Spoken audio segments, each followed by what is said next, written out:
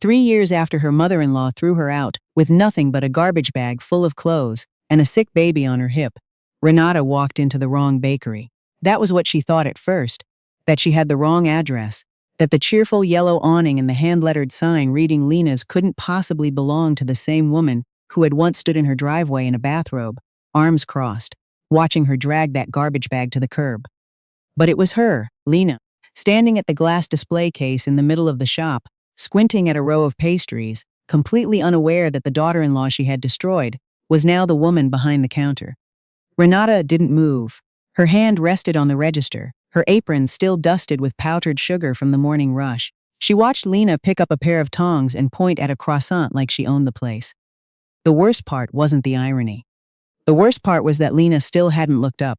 Renata's mind drifted back to the morning it all started to fall apart. A Tuesday in October 3 years ago, when her husband Byron had not come home.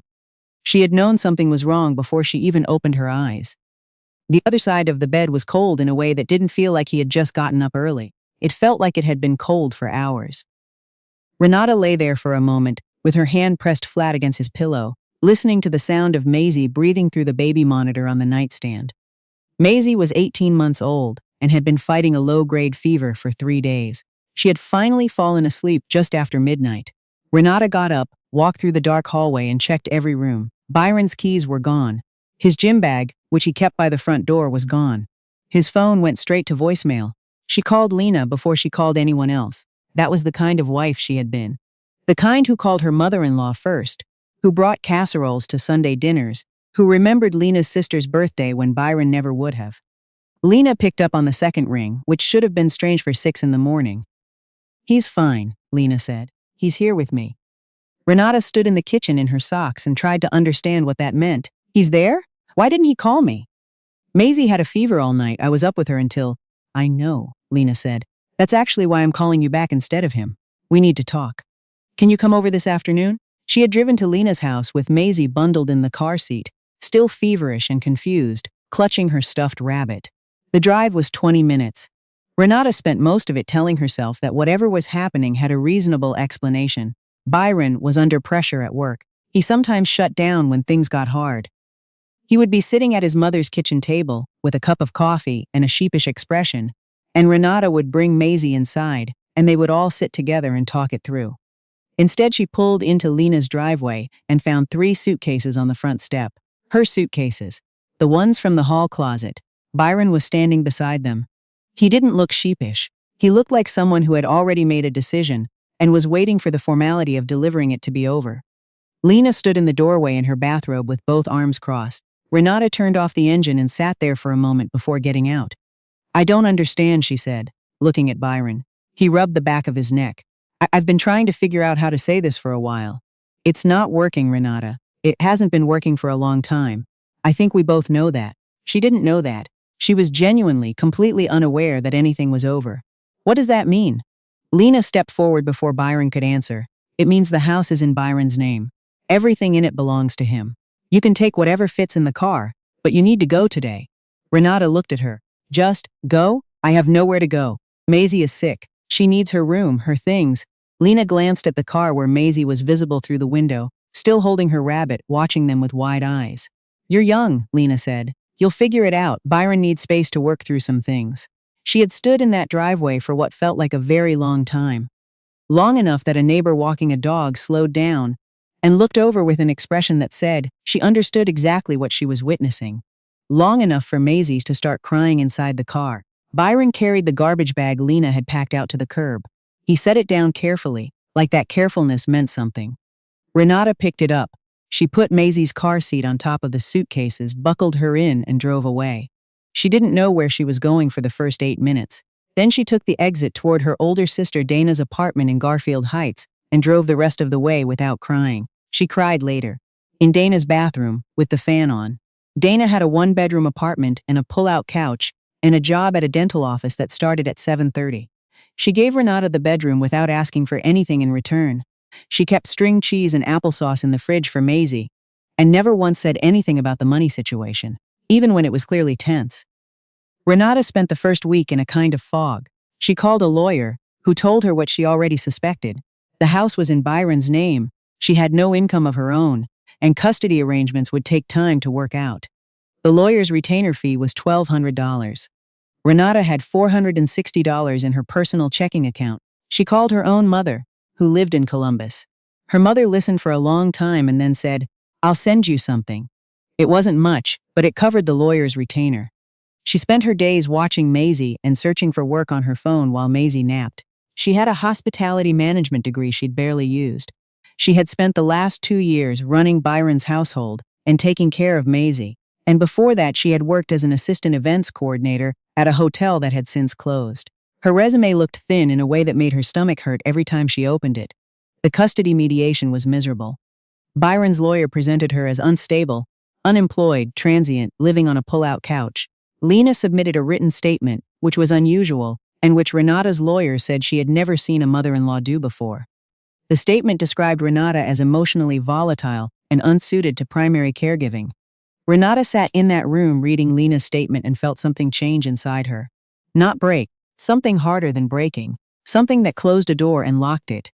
She walked out of mediation with joint custody and a visitation schedule. It wasn't what she wanted, but it was what she could get for now. Her lawyer said it wasn't permanent. She needed employment, a stable address, and time. She had time. She didn't have much else. That afternoon, she drove to a bakery supply store, without any particular plan. She had baked her way through stress her entire adult life. Her own wedding cake, Dana's birthday cakes every year, trays of snickerdoodles for every school fundraiser Byron's niece had ever participated in. She spent $40 on flour, butter, vanilla, and a box of parchment paper. She went back to Dana's kitchen and baked until 2 in the morning. The next morning, she took a photograph of a lemon tart, posted it in a neighborhood Facebook group, and priced it at $12. 3 people messaged her within an hour. She did not tell herself it would become anything. She was too tired for that kind of thinking. She just got up at 4 every morning and baked, and then she delivered, and then she came home and baked again. Maisie sat in a second-hand high chair beside the counter and ate blueberries and watched her mother work. Some mornings she fell back asleep in the chair, with her cheek pressed against her stuffed rabbit. The neighborhood Facebook orders grew into word of mouth. Word of mouth grew into a presence at the Saturday farmers market. Renata drove a borrowed folding table and a hand truck to Garfield Park every week and sold out before noon. She kept every receipt in a manila envelope and tracked every expense in a notebook Dana's boyfriend had left behind. She did not have accounting software. She did not have a business name yet. She just had a notebook and a very clean kitchen, and the specific focus of a woman who had no other options. By the 4th month, she was making enough to put something away. By the 6th month, she moved herself and Maisie into a small apartment above a laundromat on West 65th.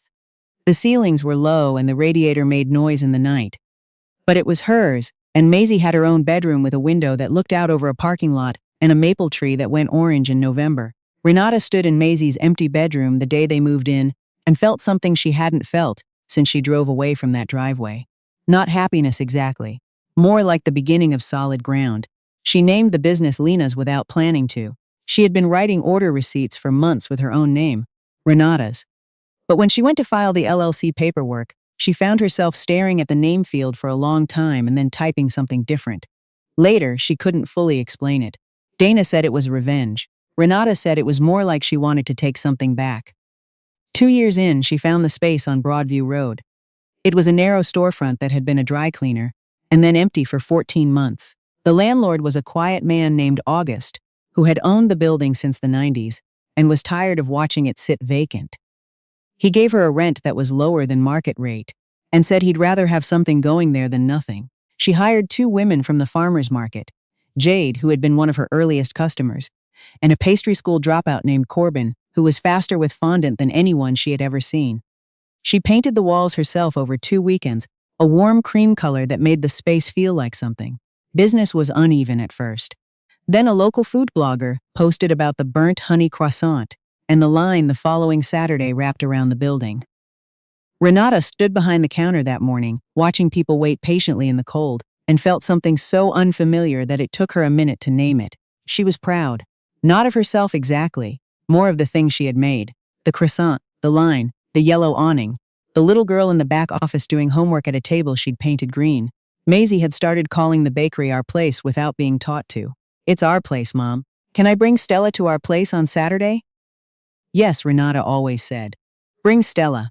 She was restocking the case that Thursday morning when the bell above the door rang. She didn't look up right away. She had just finished arranging a tray of almond croissants and was trying to get the spacing right. When she did look up, she needed a moment to process what she was seeing, the way you sometimes do when something appears in a context where it doesn't belong. Lena. In a camel coat. Glasses Renata didn't recognize, so they were new, thinner than 3 years ago, but the same careful posture, the same way of holding her chin slightly elevated. She was studying the pastry case with an expression of genuine interest, which meant she hadn't looked at the woman behind the counter yet. Renata put the tray down quietly. Her heart was doing something fast and strange. She wiped her hands on her apron. Jade came out from the back and stopped when she saw Renata's face. You okay? Renata kept her voice even. Can you cover the case for a minute? She walked into the back office and stood there for a moment with her hands flat on her desk. Through the order window, she could hear Lena asking whether the lemon tarts were made in-house. She heard Jade say yes, everything was made in-house. She heard Lena say, I'll take two. Renata breathed in through her nose and out through her mouth.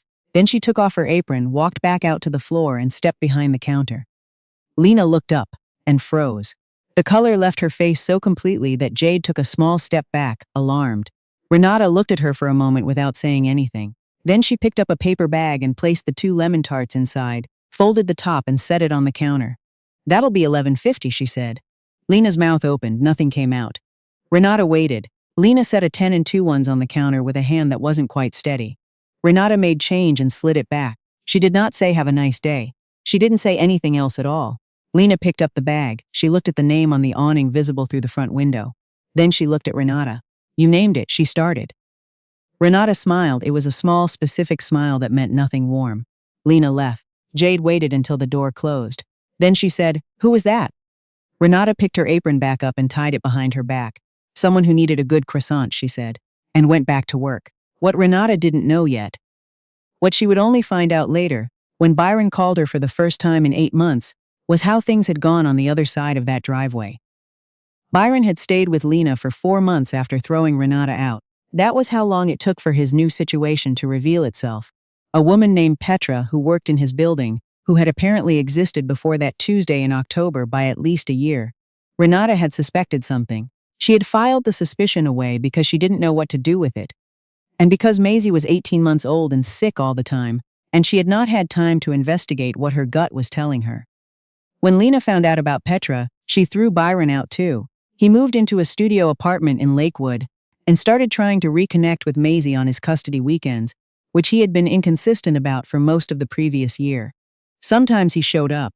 Sometimes he called with an excuse. Renata documented every missed visit in the same notebook where she tracked bakery expenses, not out of anger, but because her lawyer had told her to. Byron called her on a Wednesday evening while Maisie was in the bath. I just want you to know, he said, that I know what I did. To you. And to Maisie. Renata was sitting at the kitchen table going through invoices. She set her pen down. She said, okay, he said, I want to be better for her. I know that doesn't fix anything with you. I'm not asking it to. She said, okay again, because she meant it. What she wanted for Maisie was not a destroyed father. What she wanted for herself was too different a thing to put in the same sentence. After she hung up, she sat there for a while. Then she heard Maisie calling from the bathroom. Mom, I dropped the rabbit in the water. And she went to deal with the rabbit, and the moment passed. Lena came back to the bakery 6 days later. This time she came on a Tuesday morning when the shop was quieter. Jade and Corbin were both in the back. Renata was at the counter with a cup of coffee and an invoice she'd been reading for 10 minutes without absorbing. Lena came in without the camel coat. She was wearing a regular jacket, which somehow made her seem smaller. She stood just inside the door for a moment. Renata looked up. Lena said, I'd like to talk to you, if that's something you'd consider. Renata looked at her for a long moment. Then she pulled out the stool from behind the counter and nodded at the nearest table. They sat down across from each other. Renata set her coffee between them, but didn't offer anything else. Lena put her hands in her lap. She looked like a woman who had prepared what she was going to say and was deciding whether any of it was adequate. I owe you an apology, she said.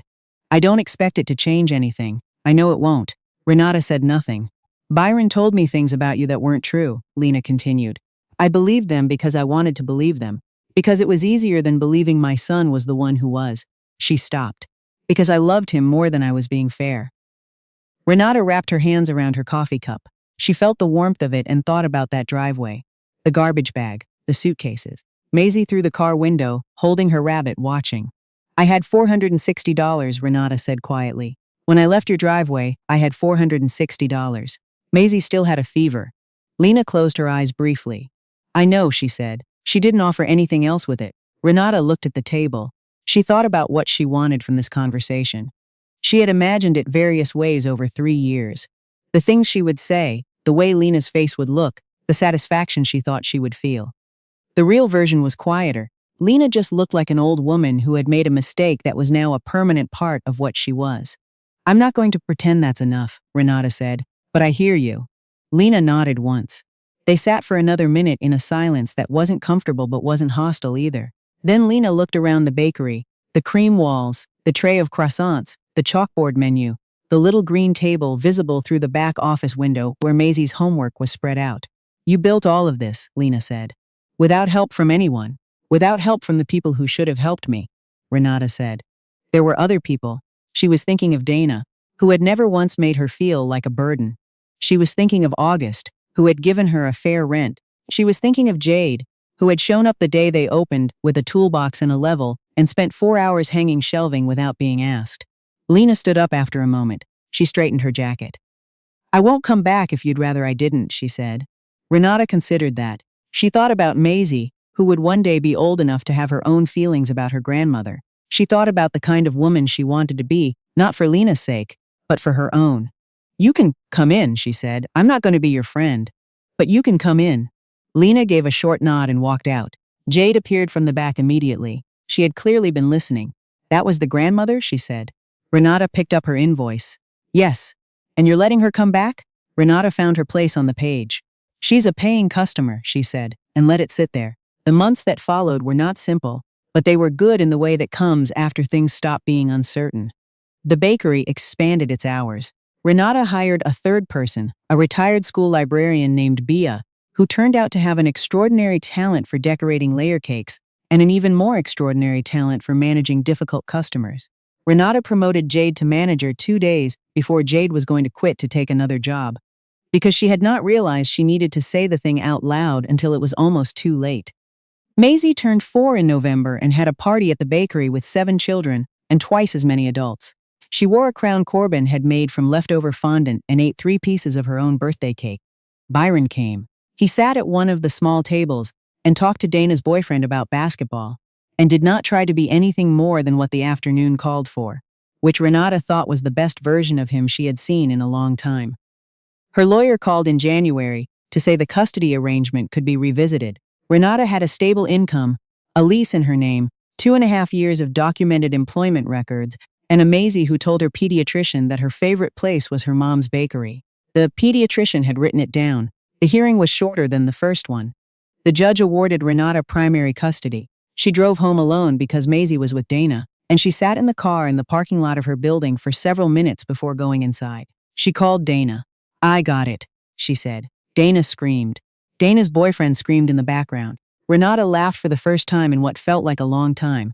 A real laugh, unguarded, the kind that comes out before you decide to have it. Upstairs, the apartment was quiet.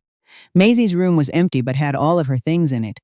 The stuffed rabbit on the pillow, the artwork taped to the wall, the green sweater draped over the back of the little chair. Renata stood in the doorway and looked at all of it. She had started with $460 and a notebook and a pull-out couch. She had a daughter who called the bakery our place and a manager who showed up early on Saturdays and a retired librarian who could pipe roses onto a cake in under 3 minutes. She had not asked Byron to pay for any of it. She had not asked Lena. She had not asked anyone who wasn't prepared to give it freely. That was the thing nobody told you about losing everything. It was also the moment you found out exactly what you were capable of building, and for whom and why. She turned off the light in Maisie's room and went to start dinner. Outside, the maple tree on the parking lot had lost its leaves. The branches were bare and clean against the November sky. By spring they would come back, the way they always did, without anyone having to tell them how.